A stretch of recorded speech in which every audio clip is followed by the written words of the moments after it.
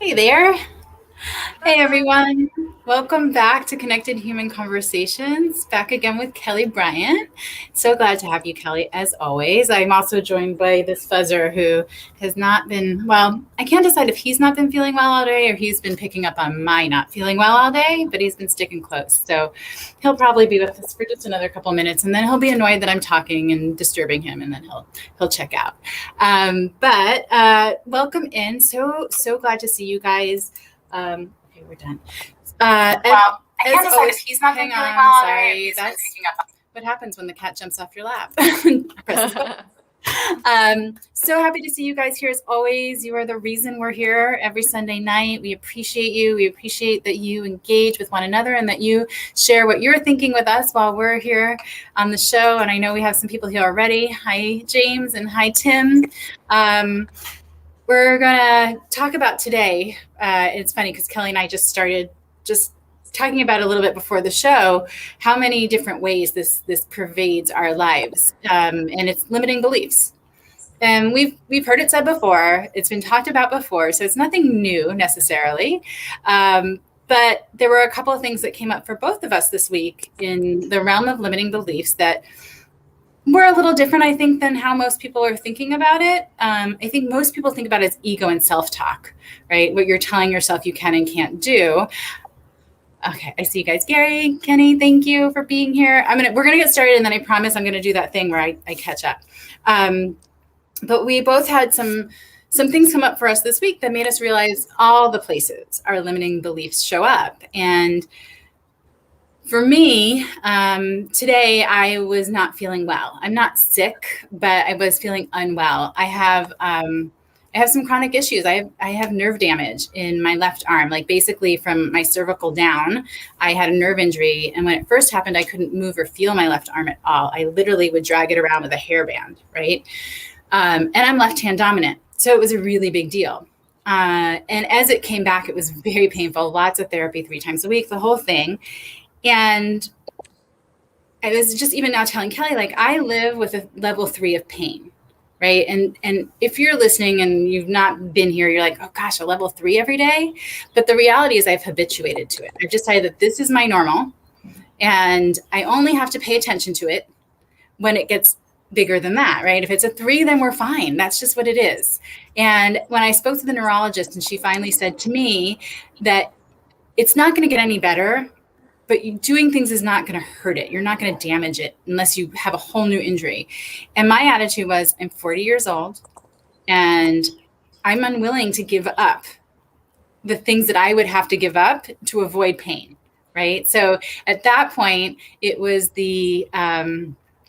I'm still going to pick up my nieces and nephews. You know, we went skiing for a day and it meant, yeah, I'm using my TENS unit and heat. And maybe I have to up, my pain meds because I don't take pain meds normally, do visualization, but like maybe it's going to require me to do something a little bit more. But I'm unwilling, right? I could have had the limiting belief that I can't because it hurts. And that would have really had me missing out on so many important moments, and therefore limited myself, right, with this limiting belief as it happens. But instead, and a lot of it is because I'm a person who lives in gratitude and positivity, my thinking on it was, well, I could be dragging my arm around with a hairband. 80% function is a lot of function compared to nothing. And a 3, okay, then 3 it is. Like that's my baseline, and I just know that this is okay. So for me in that realm, it came up today because I was actually not feeling well in the universe as it does.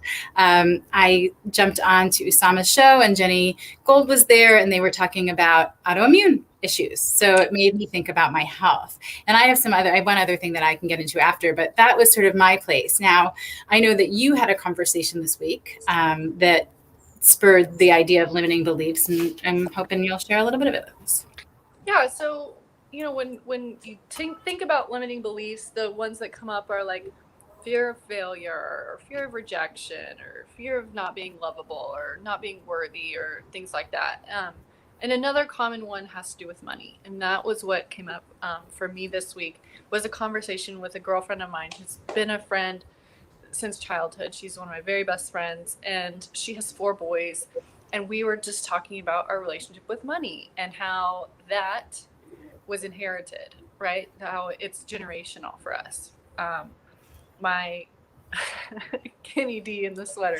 I understand. I had the door open all day in Texas, so no sweater. The AC's not off. I'm not wearing a sweater today. Okay, back to limiting beliefs. I couldn't not respond to that. I know but that's why we love our community, right? Because Kenny knows that you're usually with the sweater and you're not. So sweater, yeah. You're worried about her, Kenny. We appreciate that. So the conversation that we had was how we both have kind of overcome that limiting belief, or are working on it, right? But it was inherited, right? From generationally. I inherited it from my dad, who inherited it from his dad, whatever. That and specifically about money, that money, it's hard, right? You have to work really hard to make money, and to be successful. And in my friend's case, it was you can't spend money, right? That yes, you work really hard for it, but then you have to hoard it. You can't spend it. You can't, and so there's this play on, you have to work really hard, and it's not easy to get, and whatever you have, you toiled over, and then you have to keep it, you have to hoard it, you have to save it, right? You can't spend it. And it was just, it's what spurred on this topic, but I think it's so important for us to recognize what those limiting beliefs are, so that we can move past them. So for me, when I recognized that was a thing, that programming was something that limited me, right? That if I believed and lived my life as if it's hard to make money, and in order to be successful, you have to work really hard, then that becomes true for me, right? Then it becomes true that I'm going to struggle and it's going to be really difficult. And thankfully, in the last 10 years, I have been able to wipe that out. I have been able to let go of that feeling and know that it always works out. Somehow, my bank account is never at zero. I don't know how, it just never is, right? And I'm a contractor. So the work that I do is for the last 8 years since I stopped teaching, I think it's 8 years, maybe 9, since I stopped teaching, I am in the gig economy, right? So you sometimes don't know where the next contract is coming. But since I let go of that belief that it's hard and that I have to struggle in order to be successful, and just trust in whatever God, the universe, source, whatever you believe, right? When I started to trust and let go of that feeling of that it was hard, let go of that limiting belief, it just comes. It just comes. Some months are better than others, but in general, when we let go of those limiting beliefs, that freedom is so, it like, here comes abundance, right? Here comes the rest of your life when we let go of that limiting belief that causes us to struggle, whatever it is, right? Whether it's money, or whether it's health, or whether it's feeling unworthy, or I think so often we let those beliefs impact or impact, but guide our every moment, our every day, right? We're a slave to it. I don't want to be a slave to it anymore. And that's what you realize, right? Is that you think that your belief is allowing you to be in control, right? So I understand this. So therefore, I will work hard. I will make the money. And when you really examine it, what's happened is quite the opposite. In many cases, is that limiting belief is now controlling you. And I think that's an important one to be aware of, right? You think that it's helping you control your destiny, whatever it is, however, like your bank account, whatever the bottom line is, right? And the reality is at some point those beliefs are controlling you. Yeah. And do you want to give them control? And are they true? Are they true? Are they helpful? Are they propelling you forward? Some limiting beliefs, maybe they put you into something that makes you really examine something, and ultimately you get growth, which is what happens with limiting beliefs. Yes. More often than not, though, you just sort of get stuck in the place where you are because everything you're telling yourself and all the evidence you're seeing, because that's what you're focused on, is reaffirming the narrative of your limiting belief. Mm-hmm. And that's a big deal.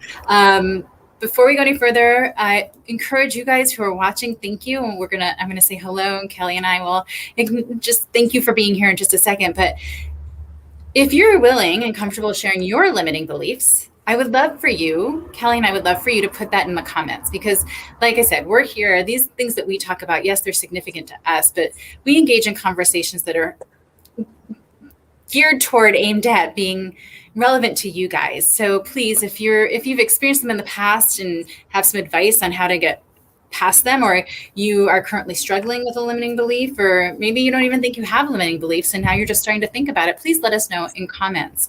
And I'm going to say hi to Tim. Thank you for being here. And I owe you a love. Saw it in the comments. James, thank you for being here. I'm going to tell you guys some great news about James in just a second. Gary and Kenny, KDJ, savoring the flavor always. And Bill and Maria and we have Maria and Maria today. So we've got Maria is here from Cuba, which I'm not sure exactly what time it is. And then we have Maria Rouse in the house today, which is my favorite thing to say. And Mariah, thank you guys for being here and sharing your thoughts with us. Before we go further, I do want to make an announcement to our community. So something really cool is happening. Something really cool is changing. And this show has found a new home.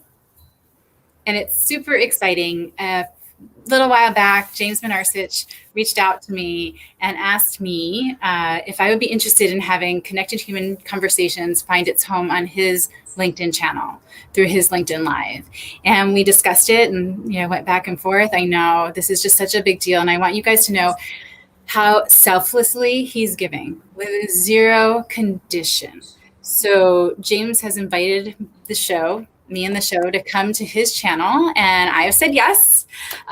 So after today, you'll be finding us there, and look for posts. We'll direct you there. We'll keep reminding you. But James basically said he just wants me to have the space. He wants this show to have a space, a home, and that he literally has nothing to do with it. And wants nothing in a very positive way, wants nothing to do with the show other than giving it a place to be seen week after week. And you guys have noticed, and we haven't really directly talked about it, not intentionally, but Mike hasn't been with me in a while, right? Kelly's been filling in and did the show by myself once. And we talked about it on Islands. Mike has some really great things going on right now that are taking off. And his energy is going toward those things. And we are just sending him lots of light and love that those are as successful as he is dreaming them to be, but it's made it hard for him to be here. So rather than streaming to his live channel, the decision was made that I would be moving with the show, and hopefully Kelly, you'll keep joining me, over to James's channel. So thank you, James. You guys, this is big. I don't have LinkedIn Live. Without somebody who's willing to allow me on their channel, we couldn't do this show. I don't have the as much as I would want to. I don't have live. Yes. So giving us a home, all of us, the community, the show, Kelly, you, me, James, you have given us such a gift. Thank you. Okay, so now we can move on. I just wanted to make sure you guys knew what was going on for next week. But also, if you're not connected with James and you don't know James, really, you need to be.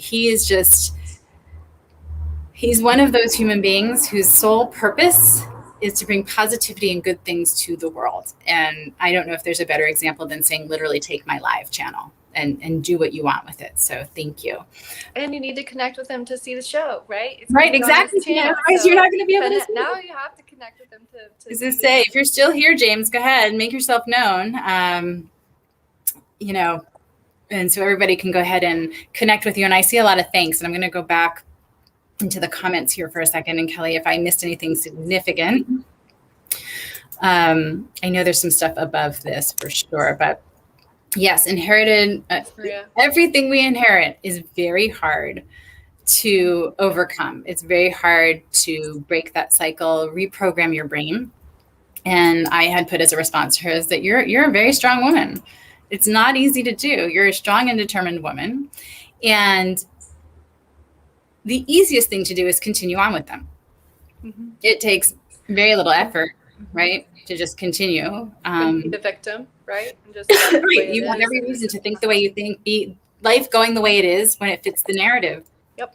But to be someone who breaks the cycle, it's hard because not only is it change for you, but depending on what the belief is and how it plays out in your system, whether it's family or community, you get a lot of pushback. Yep. You are making people uncomfortable. You are, no longer the good one who's following the rules that makes everybody happy. So it's really a big deal to push back. But at the same time, if you take that on and are willing to see it through, like Kelly was saying earlier, it's hugely transformative, right? And freeing, of course. If we say limiting beliefs, then we're free. But it's a huge thing. Oh, I just saw this and I know this, but you guys, Robert Murray, another person, if you don't know, and all of you in the comments, if you don't know one another, connect. This is the most amazing community. But his birthday is tomorrow. So mark your calendars, send him out something tomorrow. He is someone on LinkedIn who has a huge heart and is really just about making a difference in the world. So we'll wish him a happy birthday tomorrow. Thank you, KDJ. And let's see, we got Tim saying, I feel you, Kelly Bryant, about not knowing where the next contract is coming from sometimes, right? So I have both independent contract work for my private practice and coaching. And one of the reasons I've stayed with the school district part-time, A, I serve a population that couldn't afford to pay for me, but B, I know I'm getting a certain amount every month. Yep. Right. And I'm getting health benefits. And so that allows me to take on this more risky type of business where I don't know where the next paycheck is coming from. Let's see. Who else do we have? You guys. Let's see. Tim, Nancy Barrows. Oh, even though she's not feeling well, no, that's a commitment. Yes. Well, it is a commitment. And the reality is I knew that being here would make me feel better. Right, at least emotionally. And while my body may still physically hurt, emotionally, this is going to be that shot of adrenaline. So thank you, Tim. I appreciate that. Well, Maria, we hope this is not the first and only time you join us. We appreciate having you here. And yes, shout out to StreamYard. StreamYard is powering this show and Islands as well. And I will say, as a newbie, StreamYard was really easy to grab a hold of. So thank goodness for StreamYard. Let's see, Kelly, I might have you take over some of these in a minute. I want to start talking again about limiting beliefs. Yeah, and I think I'm happy to take over the comments, but I want to talk, how we let go of it. It was a kind comment to say that I'm strong, but it's not just pure willpower that how we let go of it, right? And so I think it is important to talk about those things that we have done or revelations that we've had that help us to let go of those things. Okay, so I was looking through the comments to see I was seeing if people were sharing their limiting beliefs and what maybe they have been through. I'm going to, for both of us, I remember where we stopped. So yes, how do you address your limiting beliefs? Because it's multifaceted and it's multi-layered. Yeah. That was easy to say. Do you want to share a little bit for you and then sure, yeah. After? So I would say that for me, it goes back to, again, when I stopped teaching, I really took a leap of faith and just let go of that salary position and jumped in. And it was scary at first. But as time went on, it was a gift, right? I would say that I started to learn that it always works out. And that was one of the things that helped that helped ease my fear, right? Helped ease the fear that, oh, I'm not going to be able to pay rent, or, you know, whatever it is. And at the time I was married, and so there was a little bit of a safety net even there. But yeah, I mean, as time went on, that was one thing. Just kind of as you mature and see the patterns and recognize patterns, you can kind of recognize and let go of, okay, hold on, maybe this is just something in my head and not reality, right? But then there were other things that, as I started to work on me, right, as I started to actually do the work and be reflective and self-evaluative, I was able to identify it as a limiting belief. Oh, hey, this is something that maybe holds me back or has held me back in the past. I then was able to kind of head on go and say, okay, what can I do about this? How can I change this specific thing? And I think that we talk about doing the work a lot, and there's lots of different ways to do that. But depending on what the limiting belief is, or depending on what work you're doing, or how do I say this? Depending on what the limiting belief is, the work then changes, right? And so because I was specifically, in this case, what we're talking about is this belief about money, what were things that I could do to really combat that? And it's spending, you know, for me, it was spending money. For me, it was not being afraid. For me, it was not saying yes to every single job just because it was, you know, just having faith that, like, what I spend, I'm going to get back, you know. One of the things that was really powerful for me was I did this 21 Days of Abundance. It was by Deepak Chopra. And it really attacks the limiting belief, but really gets down to the core of the inherited belief and understanding how powerful our thoughts are. That was huge for me, huge for me in recognizing and changing that, like transmuting that. Like, let's stop telling ourselves whatever it is. Let's change those. I love that, James. Yeah, limiting beliefs are due to a lack of confidence. Often, or a lack of evidence, right? So that's, as you're talking, I was writing down, like, what happens before you have the evidence? Yeah. Right. Because once you start to go through it, you're like, okay, I've been here before with my business. It's like, I know that it's going to, you know, ebb and flow, and it happens like this, and it always comes back, seasons, like we were talking about last week. Yes. But what do you do up until then? Right. Till you have that evidence. Well, again, it's some of it's confidence, like knowing that you have everything you need to make this work. Right. That's ultimately the thing. And you were saying about, like, spending money. I am a big believer in showing the universe that you're serious and that you're ready. Yes.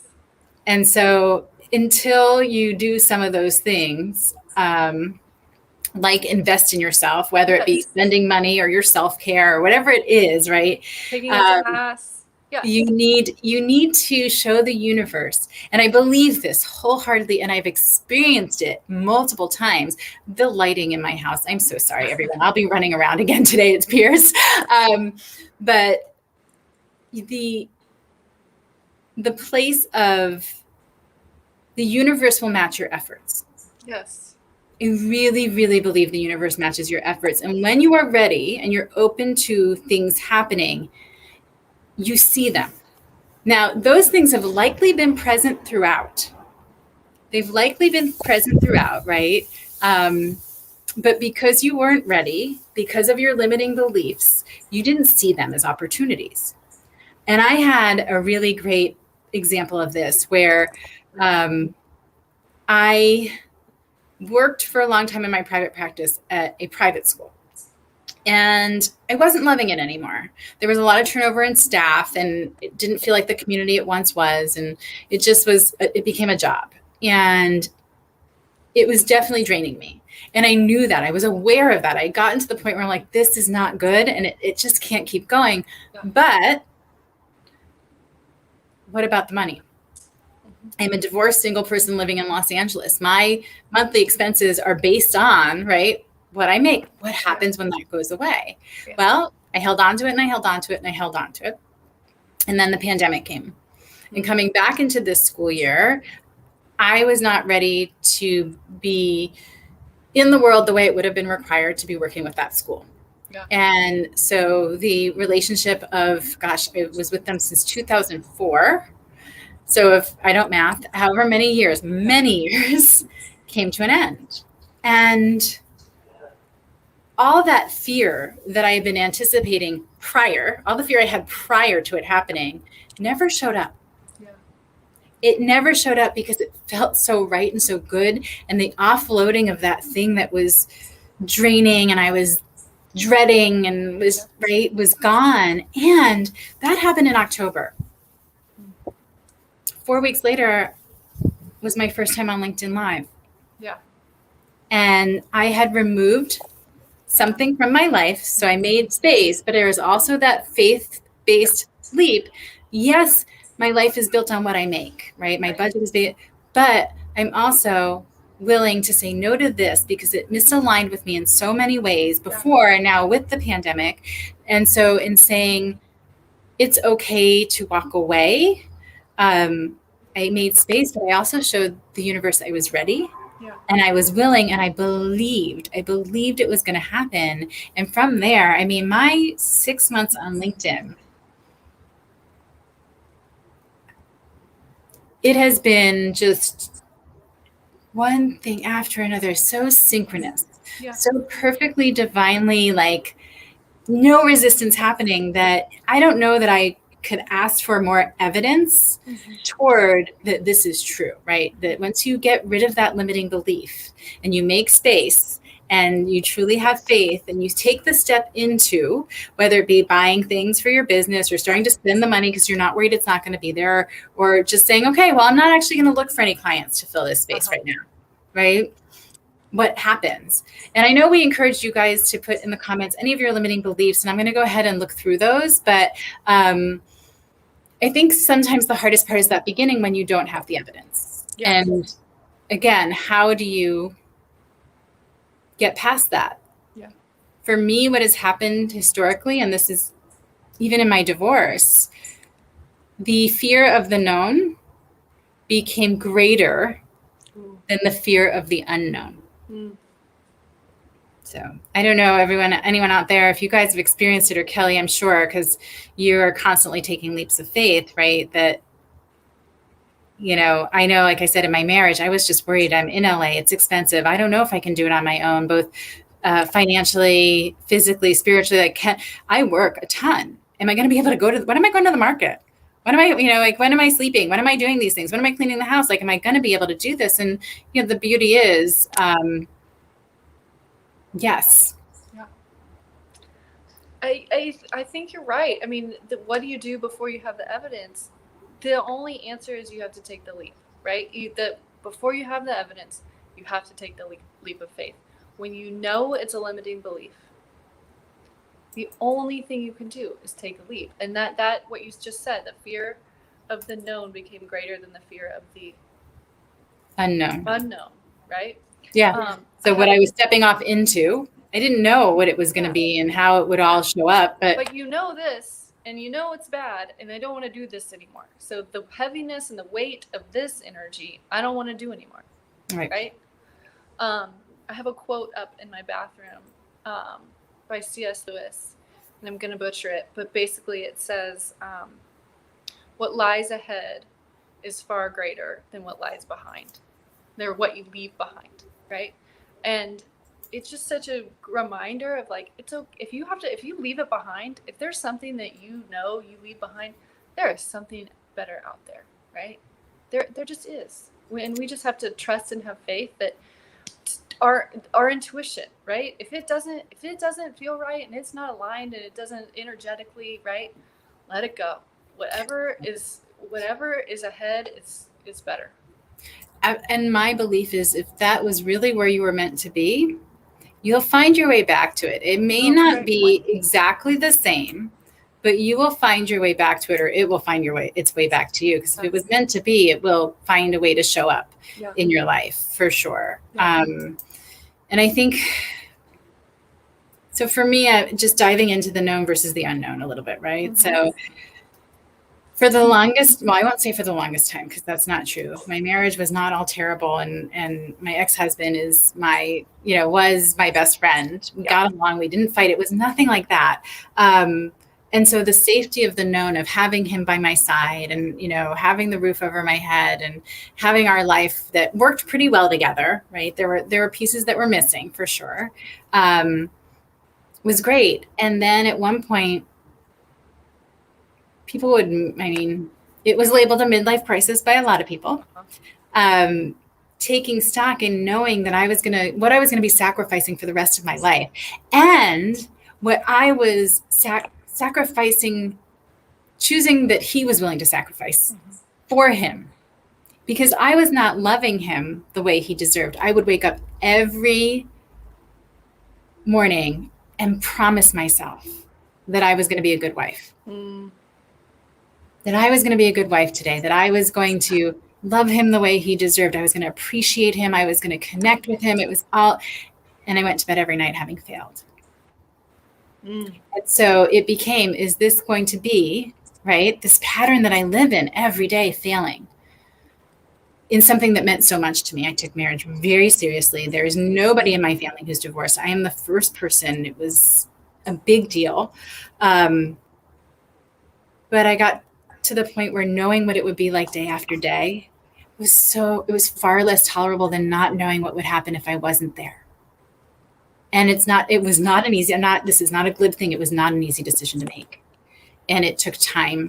And even afterwards, and I've said this before, we're led to believe that, when you make the right decision or a good decision, it feels good. For a year and a half, easily a year and a half, I was devastated. I was devastated. And it was my choice, right.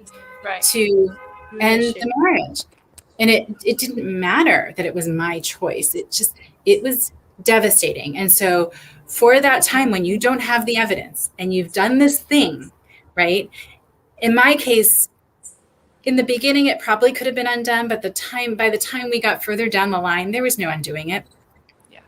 And having the faith to know and keep going back to that place of, but I wasn't happy. I wasn't fulfilled. I wasn't thriving. And neither was this person, this human that I loved, that I was hurting every day. And so it's funny because now, I'll hear something, right? And people always are like, oh God, they go to the anger. And I'm like, you know what? It reaffirms to me that I made the right choice for both of us, because he's thriving and I'm thriving. Right. He's doing things that he never would have done if he would remain married to me. And I am certainly doing things that I would never have done if I was still with him. And so for me, that's when it concretized. I don't even know if that's a word, but it became very concrete that a lot of it for me was the fear of the unknown, and that, every decision eventually makes itself. Yeah. It's just how much are you willing to sacrifice to it along the way? I'm going to try turning around. I love that. We've talked about, personally, you and I have talked about our divorce stories, and definitely fear of the unknown has to be, for everyone, a huge part of why you struggle with whether or not to get divorced. But I think, and you also touched on this, the fear of failure. Like I did not want to fail. I did not want to fail at my marriage, right? Like I didn't want to get divorced because I didn't want to be a failure, right? Like you said, like you woke up every day and you were going to be a good wife and whatever, and you failed at it over and over and over again. Like same, like I didn't want that stigma of being divorced. I didn't want to lose my friends. I didn't want my family to,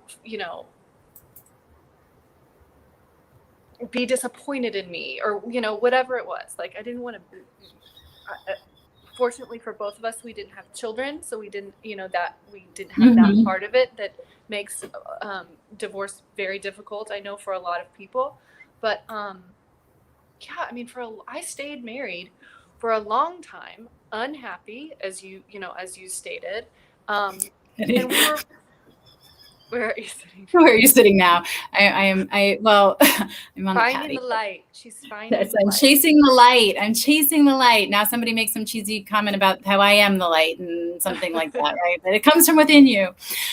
Sorry, Cal. I don't mean to. Thank you, Tim. Yeah, I don't know how we started on this conversation about our divorces, because it's not something I talk about publicly. But yeah, I mean, that is.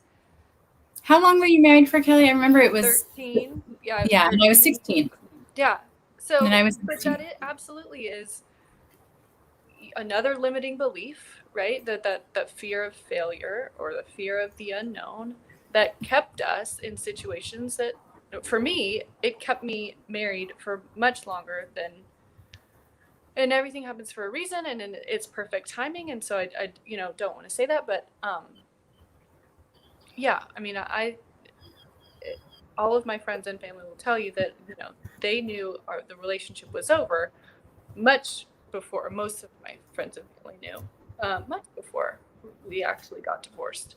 But I think it's back to, it's just taking the leap, right? I love your comment about the fact that now you're both thriving, right? Because I think that is the case in my situation also, and I would hope in many divorces that when you recognize that it's not working anymore and you're willing to be brave and take that leap, the freedom that then you have. Well, that you matter, right? That you matter, and that I'm not a big happiness person, but your happiness, like your mental well-being, your ability to feel full and content and fulfilled matters. With my history of abuse, I'm very good surviving with very little, with getting very little. And so I could have stayed. I definitely could have. And that was part of the problem. I could have. And I didn't have a good, tangible reason to leave. Talk about limiting beliefs. I needed a reason, because when people said, well, what happened? If I couldn't say, well, he cheated, he went back. Right. He was beating me. He was a narcissist and nasty. I don't even know. He went back because he was an addict who had been clean and sober for years. He went back to drugs or alcohol. What am I going to tell people? Because from the outside, we looked good because we were great friends. We didn't fight like that. Right. And so it was getting to the point where, no, it's time for me to fill my space. It's time for me to fill my space. Like, I don't need a good, tangible reason. And I went through it. I lost my community completely.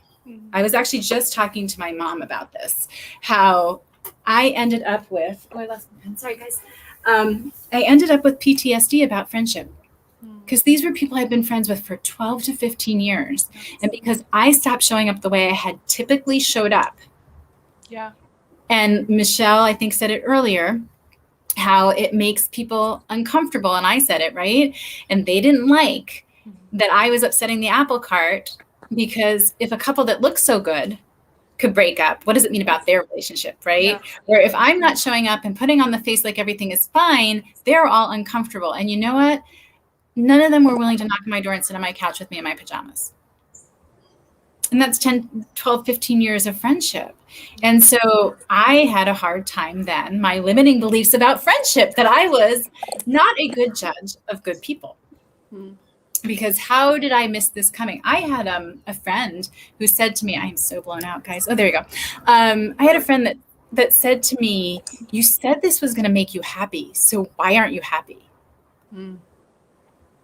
Well, first of all, I didn't say that it was getting divorced was going to make me happy. Yeah. Instantly, I'm going to be happy. Yeah. Right. That was never my expectation.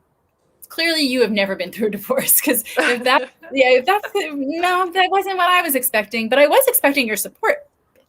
But it made it hard, because then I didn't limiting beliefs about my community and my friends and about myself and my ability. And people always ask me, like, well, when did you know? And the answer, truthfully, is when I knew. Otherwise, it would have happened sooner. Were there things that I wasn't happy about or considered or thought or ever thought, well, wow, I'm not sure that we're going to make it? Yeah. But I kept going back because I needed to know that I had done everything I could possibly do and leave without any regret. Yeah. So, I know we're talking about divorce, but it's interesting how just this one topic encompasses so many limiting beliefs. It's so wide. Yeah.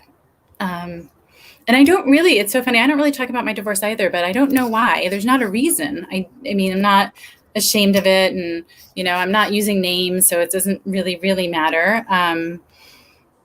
And it's a good reminder of one of those places where we wear masks, right? And we're not helping other people by, I'm divorced and I'm great now, but I wasn't going through it. I really wasn't.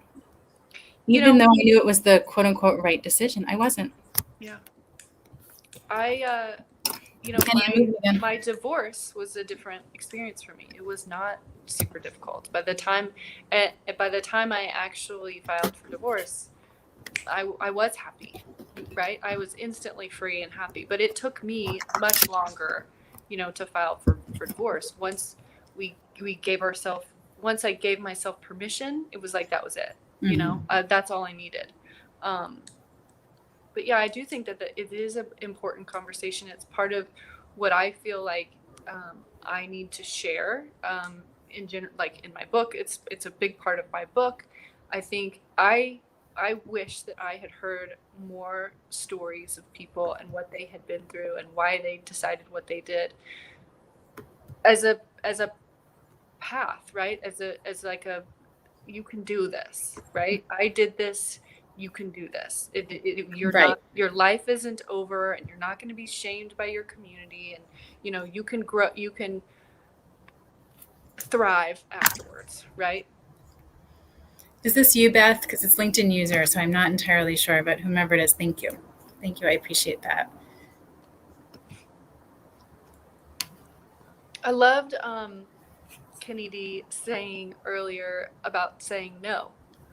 Yes, because that's triggered me, because I have a hard time saying no. I do. I always have. And that comes from the people-pleasing side of me. And that comes from fear of rejection, right? Another limiting belief. I grew up saying yes to everyone because I wanted everybody to be happy. And so I thought that was my job, to make sure that everybody else was happy. And so I said yes, yes, yes, yes, yes. And gave way too much, and never did what I needed, right? What I wanted.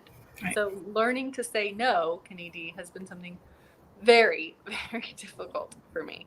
But again, it's that fear of rejection, that limiting belief that if I say no, you're going to be upset, or you're not going to like me, or, whatever it is.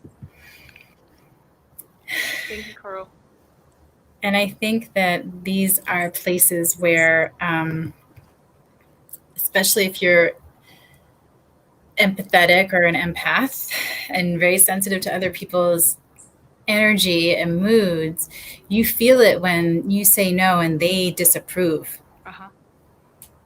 And so it's also being okay with the other people's discomfort, right? But okay, so am I willing to be uncomfortable? Mm-hmm. And it's more than uncomfortable usually when you say yes too much. You end up drained energy physically. You're not doing what you need to do well, right? There's all these stories. Thank you, James. These are important conversations, and I love that this community embraces them. And I love that it feels really easy to have them. So thank you, Kelly, for sharing what you share. And thank you to everyone here for making it a space where we both want to share. those things with you.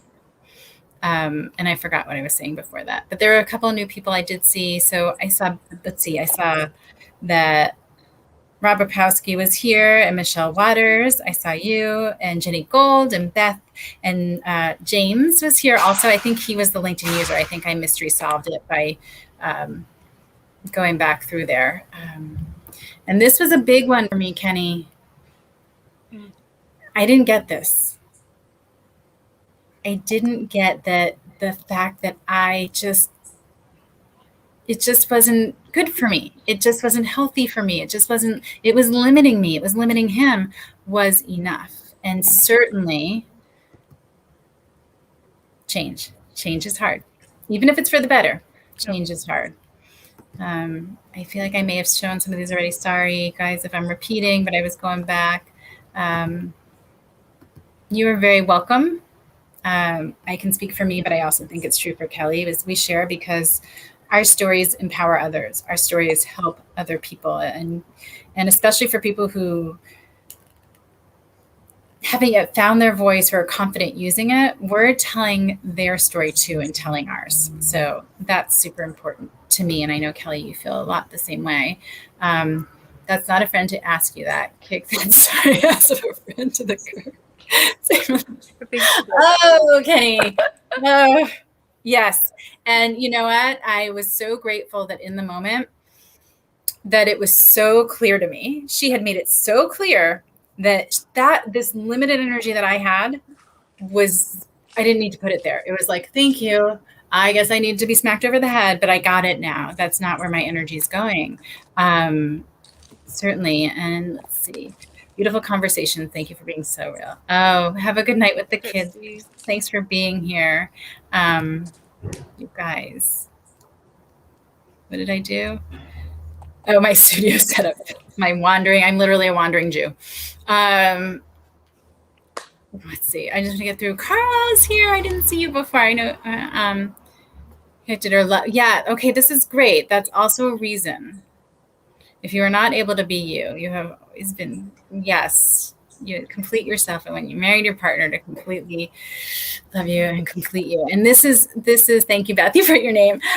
This is so true. And what I always come back to is that when we meet our partner, we meet them as two independent, separate humans.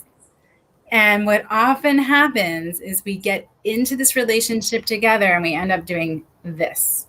And we're no longer separate. And we are told lots of things about marriage, like that it's forever. For a lot of people it is, but it's not true for everyone. We are told that it's the ultimate goal, along with a house, children, and a dog. Oh, so very true. If you got it and you're willing to walk away from it, well, what's wrong with you? Okay, there's two big ones already. Your partner is your best friend, and you're going to tell them everything. Couple of things there is, first of all, if they are my best friend, then they're going to have to listen to me bitch about them to them, right? Because nothing's perfect, even the best marriage. There's going to be a time when you need to turn to someone else and be like, oh my, I am going to kill it, like whatever it is, her. And that's not something you're supposed to say to your partner. Like, that's just not. This is what other people in your life are for. Yeah. And when you are the best friends that do everything together, well, then you've done nothing apart. And what do you bring into the marriage, right? If you both are having all the same shared experiences, well, we had them together. There's not much to talk about, right? We're having that, like what I love is when you maintain that independence, because you both are separate human beings that bring that back to the relationship. And this is where you fell in love, right? You fell in love like this, not like this. Yeah.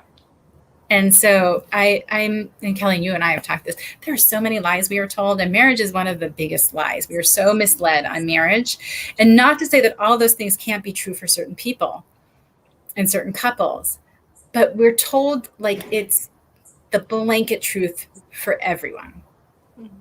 That was my little soapbox. I'll step down. No, I agree with you 100%. And I love what Beth said about being complete, because that's another lie that we're told, right? You complete me. You complete me. You complete so much BS. Like that is the truth, then you're in an unhealthy relationship. Because when I learned that I am complete all by myself and I am everything I need and I can love myself, right? And I have everything I need within me. I am the whole Sunday all by myself.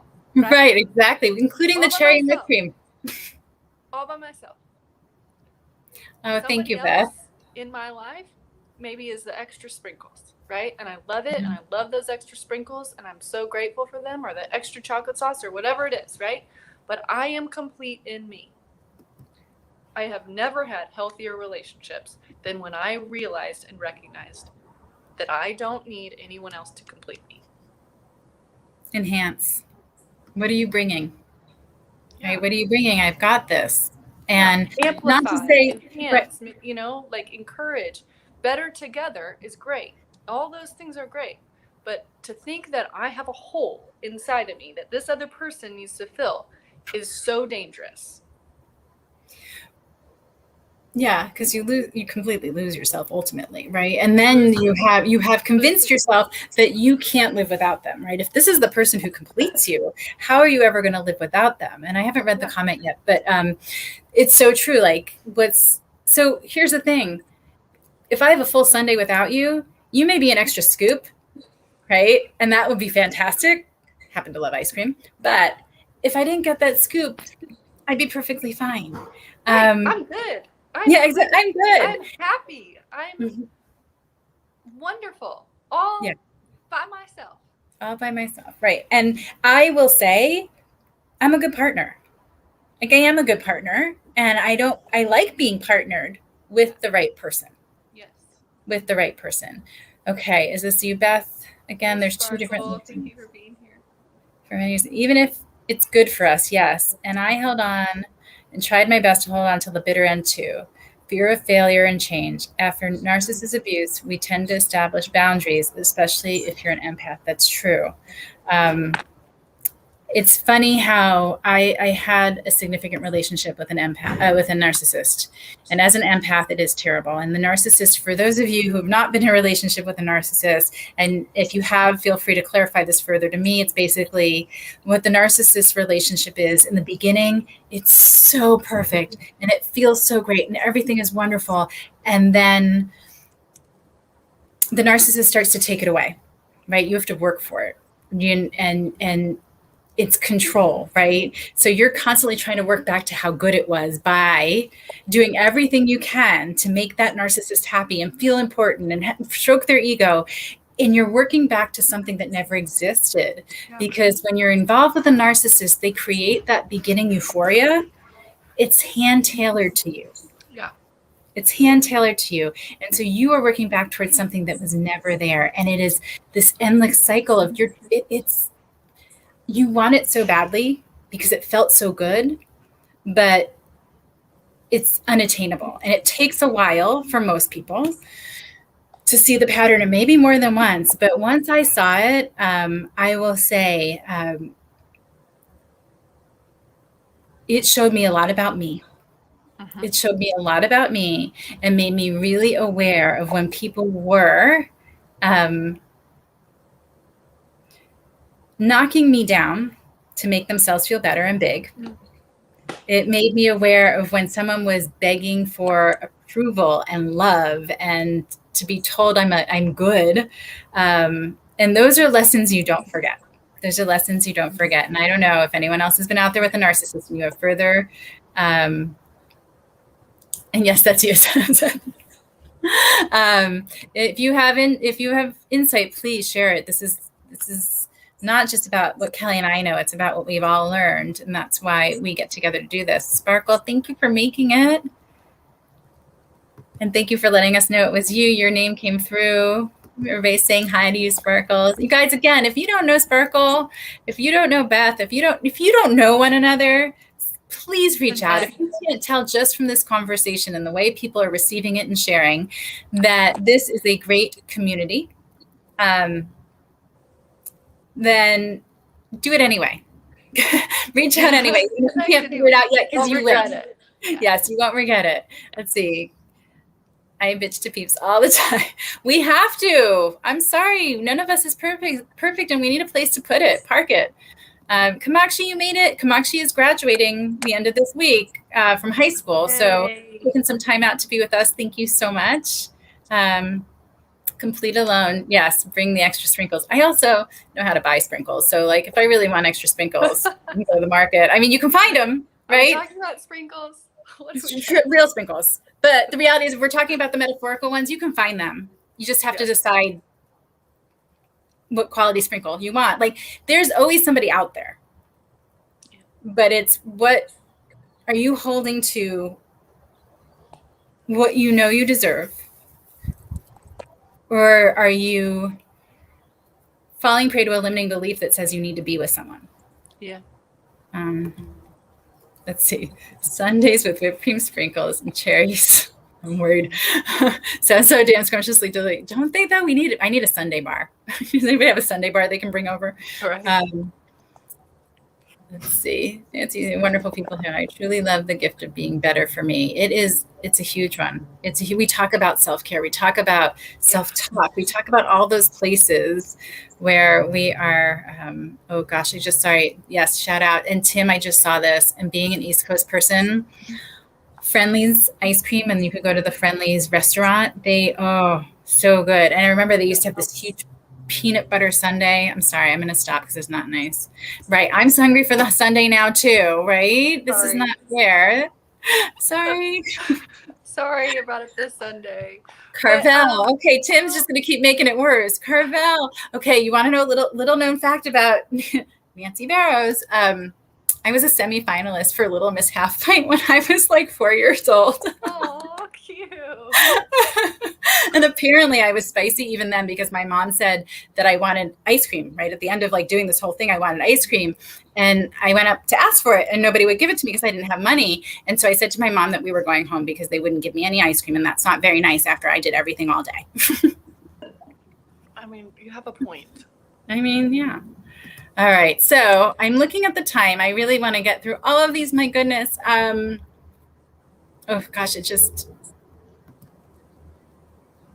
thank you, James. Yes. And you guys, I fell off welcoming you and saying hello in the comments. I apologize. It's just we get into this conversation and I really want to be present with you, Kelly, and with everyone here and not feel like, I'm only half here.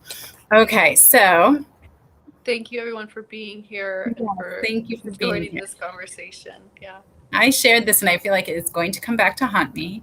I have the certificate and the pictures somewhere.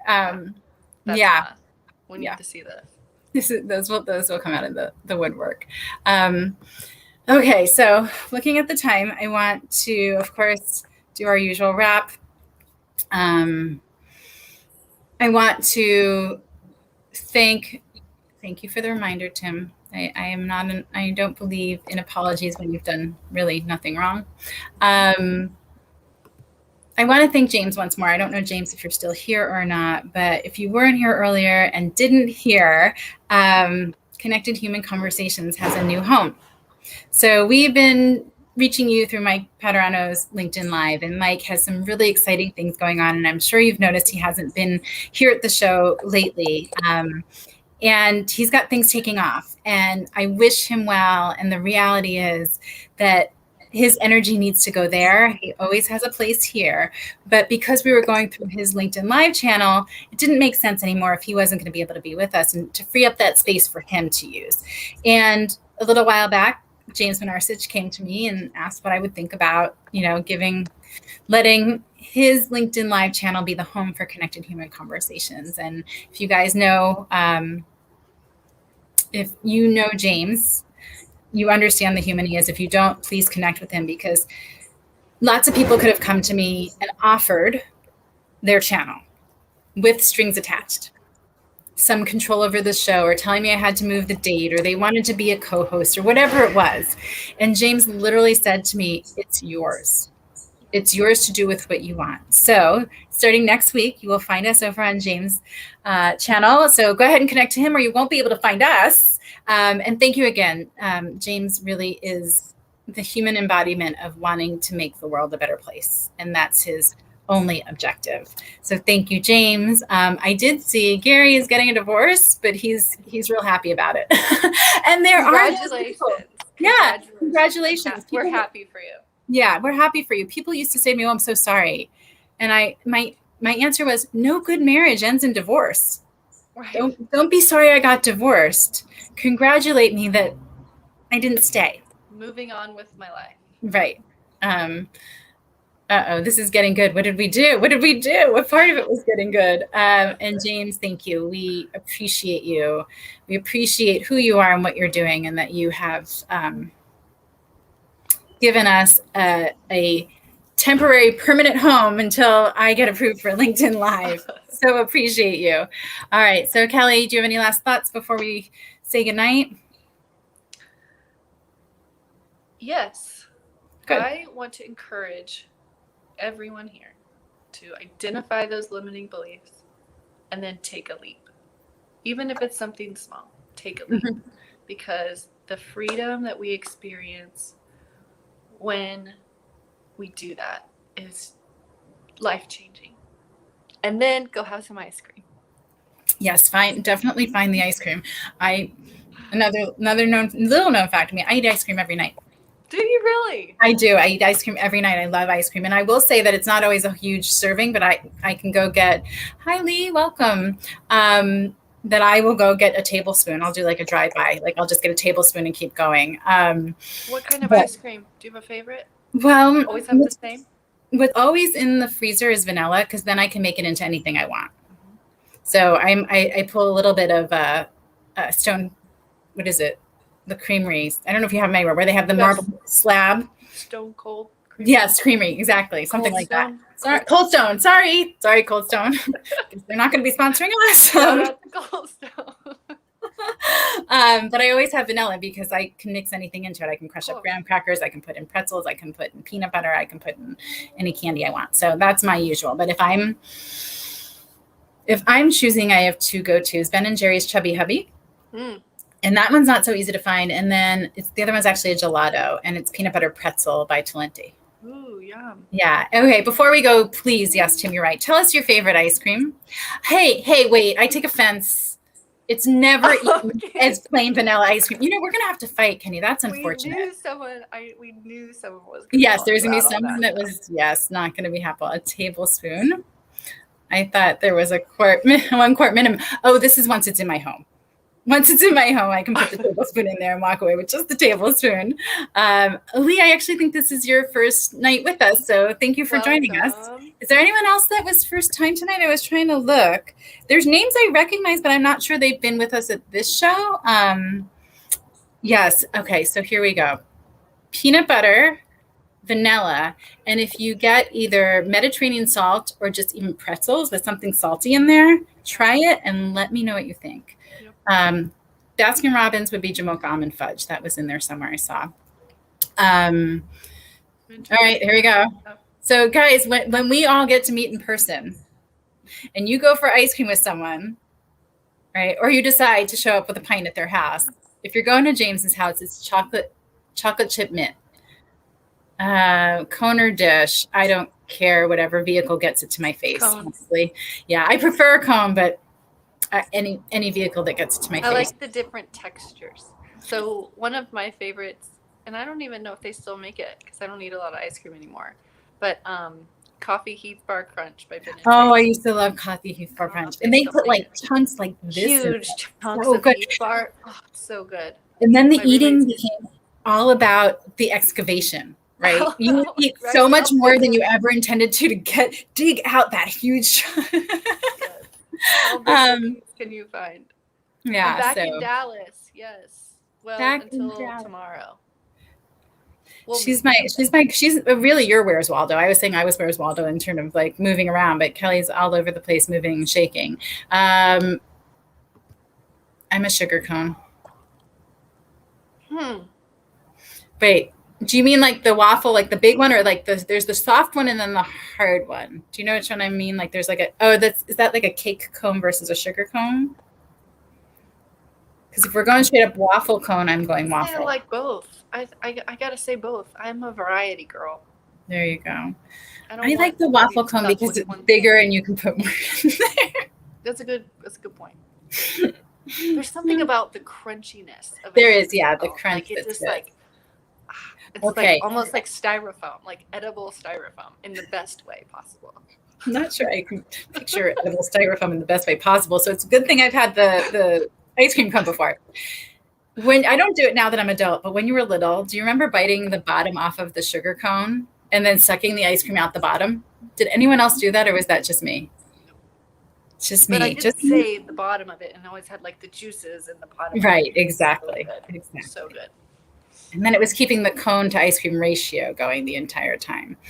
Okay, well, our ending thoughts are: be a Sunday, have a Sunday, do something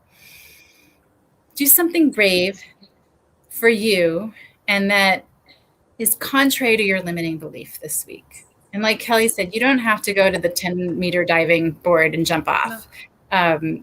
Just a little at a time makes a huge difference, just so you know you can and you experience how good it feels.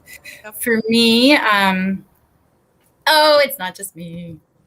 Now, granted, Megan is what, 11? It doesn't matter. I still have somebody else who does it. Embrace that inner child. Yep. Really, age has nothing to do with it, because I still feel the same way I did when I was in my 20s. And I play for a living. I work in the public schools. I was an elementary school speech language pathologist for 21 years. And so I think the most important part. See, people understand me. Love it. I love it. Thank you. Gosh. Okay. So one of our shows that wanders, which does happen, but I love that everybody shared a little bit about themselves tonight. Thank you for being here. Thank you for engaging in our stories. Thank you for sharing your stories. Thank you for, as always, the unconditional acceptance and love that you bring. Looking so forward to welcoming you all next week in our new home on James Menarche's channel. Like I said, keep your eyes out. We're going to keep reminding you so that you don't forget, and we're going to make sure you know where to find us. We appreciate you. Thanks. Have a wonderful rest of your Sunday.